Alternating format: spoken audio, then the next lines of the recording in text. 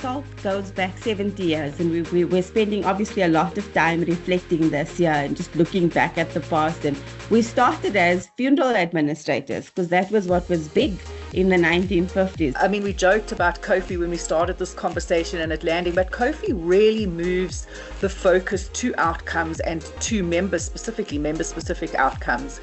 And this talks to member engagement. It talks to a different way of doing things. And you've been very vocal out there around things like the conduct standard for administrators. In the member journey that Salt has designed, life events is an entire pillar for us, because when people get divorced, when they get married, when they have kids, there's questions or there's just ignorance. They don't know, so they need to be educated in terms of update your beneficiary nomination form. Do your investments, are you still happy with how they look?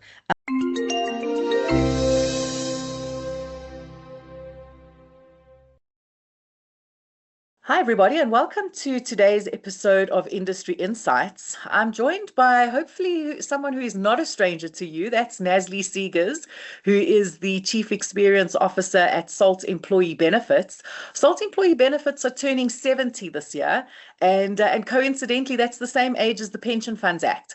So Naz and I are going to unpack a little bit about the retirement fund evolution, together with the growth and what they're experiencing in their business. So welcome to EBnet.Stream, Naz. Thank you, Natalie. Thank you so much for having us. Hopefully all my grays aren't showing for my 70 years. Well, no, not yet, but but Kofi's still to come. Absolutely. I think it's such a great place to start, and that is the kind of evolution of the retirement fund landscape over the last 70 years. I mean, we've seen the DB to DC, then, member investment choice, then things like hyper personalization. And I wonder, let's kind of have a reflective moment looking back over those decades, and your past and your business's experience. What would you say have been the kind of the biggest shifts that have happened? Thank you, Natalie. So listen, Salt goes back 70 years, and we're spending obviously a lot of time reflecting this year and just looking back at the past. And we started as funeral administrators because that was what was big in the 1950s, funeral administrators. And funeral policies are still so huge in South Africa. It's such a big thing. And we were talking to a delegation out of Kenya last week, and they were saying that they're only now starting to see funeral insurance start to pick up, which is so crazy, the difference on the same continent. But so we started as funeral administrators, and I think one of the biggest shifts for us came with the purchase of the business from the TP Investment Corporation by our current shareholder, EBnet.Stream. And when he bought the business, he wanted to expand into retirement administration. And so in 2011, we applied for our licenses, and we were very blessed in that one of the first clients we brought on was the now Transport Sector Retirement Fund. Back then, it was the Road Freight and Logistics Industry Provident Fund. So that was a big shift for our business. We went from risk administration into full retirement fund administration. And then it was a roller coaster ride. Our regulators not sitting on their laurels. They're very busy. So we had first we had the default regs come in. We had the alignment of the pension and the provident funds. We've seen a lot more technology come into play. And of course, probably one of the biggest shifts was the two-part reform that came in. And I think as a business, we've managed to navigate those shifts by always keeping the member at the center of what we do. I think probably you're asking what the biggest shift is. The biggest shift for us as a business was from being so employer and fund-centered to moving and being much more member-centered, to understanding that that's who we serve at the end of the day. That's the outcome that we're all collectively working towards. So I'm glad you mentioned that, because it brings us right up to this moment in this industry where, I mean, we joked about Kofi when we started this conversation and it landing, but Kofi really moves the focus to outcomes and to members, specifically member specific outcomes. And this talks to member engagement. It talks to a different way of doing things. And you've been very vocal out there around things like the conduct standard for administrators, two-part that you've mentioned. I mean, how has SALT EB had to or rethink your models, the way you engage members? What are you challenged with right now? Where do you see this going? Great question. So I think for us, a massive shift came with COVID, believe it or not. So we'd Mm. spent money and time investing in a member portal that was supposed to be very intuitive, easy to use, plain language, simple text, etc. And then the question, even from our own clients, was, well, people won't use it. How are you going to get them to use it? I don't want to say COVID was a good thing, but COVID was definitely an accelerator for the technology that we utilize. It's called the Benefit Counselor. It's a platform that we white label for all our clients. And we sort of were on 5 members the day before COVID hit, and a month into COVID, we were on hundreds of thousands of the members that we service. And so COVID, I think, changed the way the world works in that it forced people to engage with technology. So that was a big push for SALT and a big assist for SALT in that we utilize technology as a tool. It's not the be all and end all of our business, but it is a very, very big enabler for our business. It helps us to do the things we do at scale. Saying that, Natalie, SALT has always understood that our focus is in sector funds. Those are not members that automatically have access, that automatically have the cash flow to travel to the administrator all the time. And so what we've done is we've utilized the multi-channel approach. So we've got physical offices where people can go into, we've got call centers, we've got WhatsApp chat centers, the member portals, etc. But just to add, we added satellite offices. So these are mobile vans on wheels, fully equipped offices that travel into the rural regions because those people either don't know or don't have the access to be able to get to us. So we go to them. We send out communication and we say the van's in the area this week. If there's any queries or any claims or anything that you need to talk to us about, please come through. And that's true for all our funds. So we found that a multi-channel approach is important because you're obviously dealing with people at different stages in their retirement journey. The youngsters coming in love the tech. They play on it, they know what's going on, etc. But the older people that are, about to retire, they want a warm body. They want somebody to sit and talk to them and explain to them. So, and the technology enables that. It allows us to be able to bring that human aspect back in. They can book virtual counseling sessions with us through the app, or they can walk into an office, or we can send a van out, or they can do it via telephone or Teams or whatever. So I think for us, the technology really just enables us to bring the human touch back into this journey for members. That's an interesting one because you talk about multi-channel approach, which talks to really the distribution channels of getting the comms out there. I mean, are you doing anything around a kind of life stage approach, meaning that a lot of the conversation in our industry is now shifting towards integrated benefits and, speaking to Natalie when it's relevant to Natalie, she's getting married or she's having a kid or she's paying tax or whatever. Yes. Where do you see that going? What are you guys doing to get ready for that? Absolutely. So great question. We're not 100% there yet. We've started the work, but we're not 100% there yet.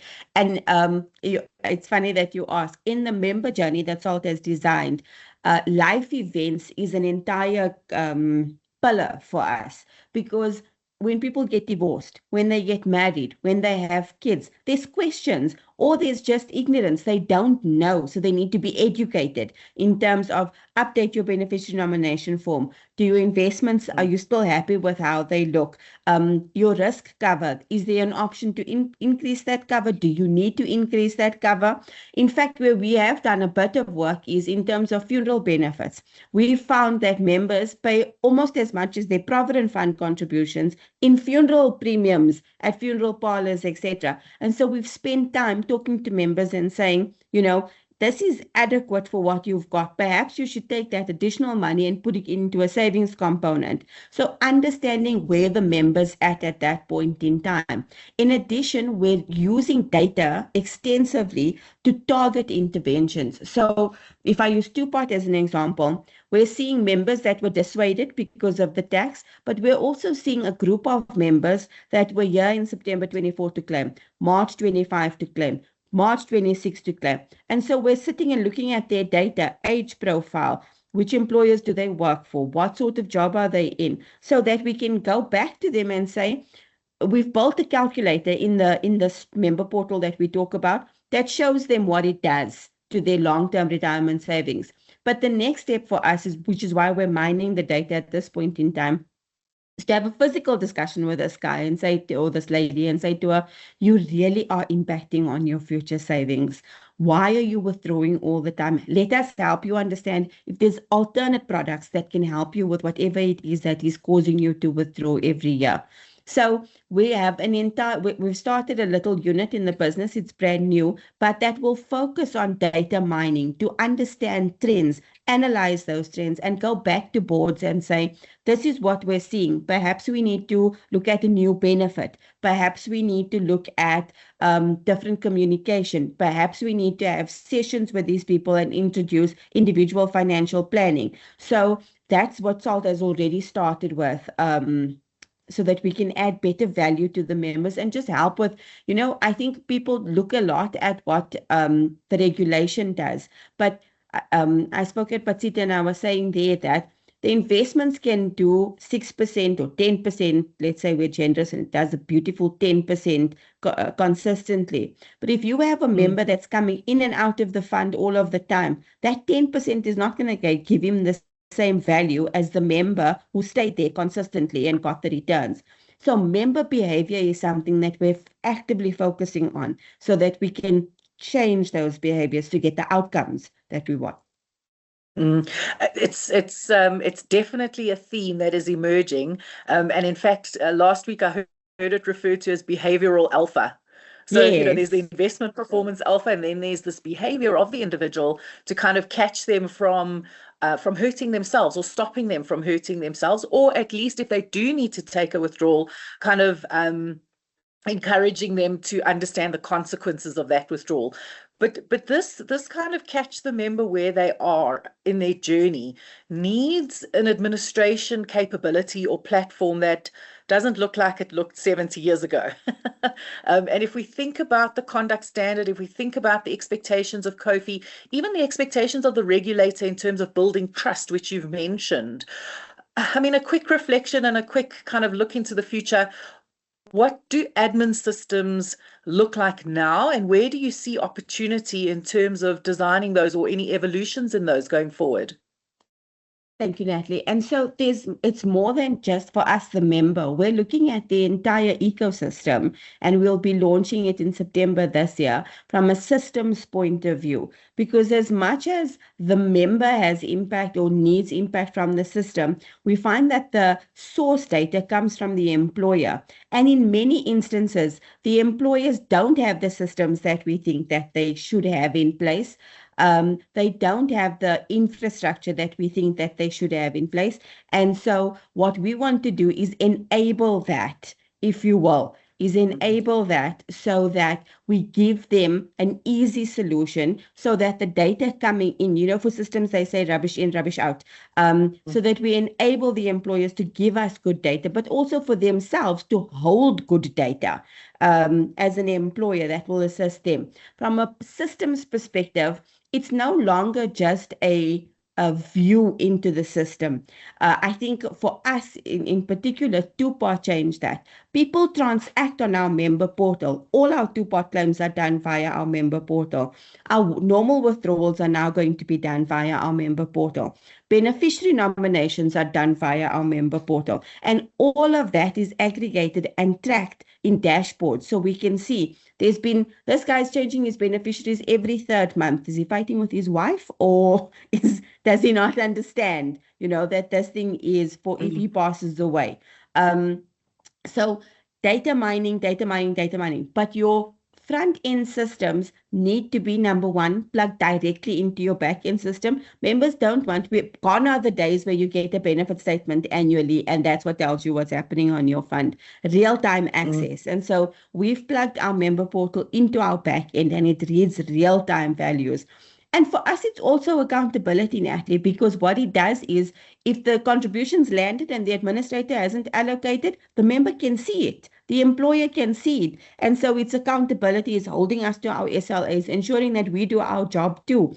But the converse is true too. If the employer hasn't paid, then the member can see it. The administrator can say, but the payment's not here yet, and the member can go and hold the employer accountable. So I find that there'll be a lot more transparency, more accountability. On one of the funds we administer, we saw massive complaints go to the OPFA as a result of it. But what it did, yes, it's painful because it's a lot of complaints. But now what it means is I don't have to face a 65-year-old that's getting ready for retirement and say to him at that point in time, I'm so sorry, Baba, your benefit isn't what you thought it is. Now I'm telling him at 40, your employer is not paying, boss. We need to make a plan to sort this out. So I think that systems they'll have to interact all the time. They'll have to engage all the time. But it does mean a lot more accountability. It means the member's going to say, I'm not on track for retirement. Guys, what's the plan here? How do we get this right? And as an administrator and as a board of fund, which we're an extension of, we'll have to come to the party and say, your behavior is what impacted it. We did tell you and yeah. Or if you start doing this is how. So it's no longer just about receipting of contributions and paying of claims or retirement benefit at the end. Now we're living this journey together. And ideally, that's what you want from an outcomes perspective. I love this picture that you paint of living this journey together, because it talks to a structural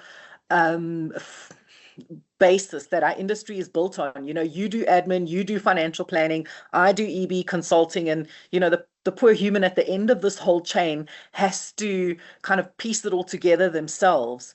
And really, if we look at kind of what's happening overseas in some of the other jurisdictions, we're starting to see systems and admin systems integrate. The tax system integrates with the benefit system, integrates with everything.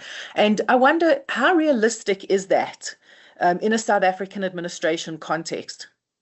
Oh, absolutely. I absolutely think it's doable. I think the days where we said, it's so difficult and, we don't want to play together anymore, those days are gone. We all have to play together now. We're all servicing the same member, and there must be groupthink here. We are all components, and it's a cogs in a wheel. If one doesn't work, that wheel's not going to turn. And so I think it's maybe a psychological thing that we need to push past as an industry. But from a technology point of view, oh, absolutely. I mean, our back-end systems already integrate directly with SARS for tax directives, etc. So if you've got the tax guy on board, why is anybody else complaining? And tech has evolved so much. I mean, with the introduction of artificial intelligence and all this new tech that's out there, nothing is impossible anymore. We've got to be careful, of course. What we are seeing is an uptake in cybercrime. I think that's the new frontier, and we'll have to work as a collective to combat these things. So I think there needs to be, institutions like the IRFA, BATSITA, those are going to be critical in starting these conversations. EBnet, discussions like this, to start thinking differently as an industry and stop seeing each other as, well, I've passed it off to the administrator, it's their problem now. The administrator is a gold mine of data for the investment manager, for the actuary, for the board of fund, for the EB consultant. So we've all got to work together and leverage off each other in the interest of the member to get the outcome that we collectively want for that member. Looking a little bit broader and zooming out a bit, and as we talk about involving the member more, some of the conversation is around involving more members, Yes. and what is auto enrollment, or greater coverage, or micro pensions, and these are kind of ideas that are now on the periphery of the radar and the conversation. Although I think the regulator's looking at them a little bit more in depth, but. Yes. How do you see, in your opinion, what is the biggest challenge? Is it administration? What is the biggest challenge of something like an auto enrollment, or the biggest stumbling block to increasing coverage? For me, it's not systems or anything like that. It's the trust gap. So I think that we've got to build our trust stack in South Africa. We have members who don't trust the system because they don't understand it. We've got to educate. To say I'm going to take whatever the micro pension is or auto enrollment is of your salary every month and we're going to put it in a fund, that's not an issue. Systems can do that. I mean, the receiver takes their tax when they want it. So that the practical infrastructure, I don't think is the problem. I think it's the trust. People don't trust the system because they don't understand the system. And so we've got to make the language plainer, use more graphics, explain it a bit more. Because once you've got people's buy-in, then you automatically see higher levels of compliance. One of the big funds that we administer has probably one of the higher non-compliance rates in the industry. And so for us, that's a social project for SALT as much as it is a business client. Because if you can get auto enrollment right in one of the biggest sectors in the country, or get the enrollment right and get the compliance ratios right, then you're making a business case for auto enrollment. And our experience and our engaging in the sector has been that it's trust. People don't trust. Employers don't trust that the money is going where it should be. Members don't trust that they're going to get the outcome that they should get. And so trust is where we should be focusing in as an industry. Stop using jargon. Stop using words above that people don't understand. Simplify it. Bring them on board with you. Understand that they have a seat at the table. It's their cash. They have a seat at the table. So include them, Don't say, give me your money, I'm going to sort it out, and I'll see you when you retire or you'll get something. I think that mentality needs to shift if we want auto enrollment to become a reality. As we wrap up and we reflect on your 70-year success record and track record and milestone really in this industry, you really talk about empowering better retirement outcomes. Certainly your outlook is very refreshing. Your systems are integrated and doing well. What do you see SALT's contribution to the industry as? So, interesting question, actually. As part of our 70th celebrations, if you will, we are doing a coffee table book. And so we're looking back and we're asking all players in the industry for input in terms of the journey here. But as much as we're celebrating the legacy, the most important thing for us is what does the next 70 require of us? And I think for us, that is cradle to grave solutions. It is a solution that says to the member, when you engage with us, when your kid is born, this is what you do, this is how it works. And a system that flags these things. So it's not that, you catch it 3 years later that the person's had a child. The system must be built in. We were talking earlier about the life cycle of the member. Really, we want to get to a point where the member portal is where they log in to update a beneficiary, the child comes on, and then everything else spins off from there. So you want to make it accessible and easy, all financial products, so that it's not, I'm going to withdraw my two-pot because I'm having a child, rather that we help them plan sufficiently so that by the time they have the child, there's no need to withdraw from the two-pot, so that we can ultimately, we want to get to a point where everybody has a net replacement ratio that is decent, not just 5 or 10% of the population, where the greater bit of the population, is seeing that they can actually survive in retirement. And the reason for that, Natalie, is because when we don't achieve that, what we see is that that generation then puts pressure on the generation below them. And then the cycle just continues. It just continues. And so what we want to do with systems and data and trends and responsiveness to these trends is to break that cycle, is to be able to get to a point where, our kids are not worried that we'll be reliant on them because we haven't planned adequately for retirement, because just we weren't educated enough. Mhm. Nazlie, it's such a beautiful picture that you paint, and it's certainly something I subscribe to as well. This environment where financial planning is not difficult. It's a life skill that everybody has access to, and I think I agree with you. We do have the tools at our disposal to achieve that. I love this word groupthink. I think I might steal it.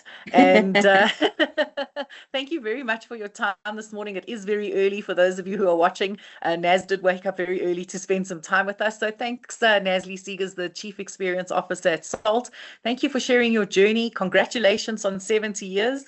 I look forward to talking about and revealing and surfacing your conversations over the next 70. Fantastic. Thank you. It's always a pleasure. Thank you, Natalie.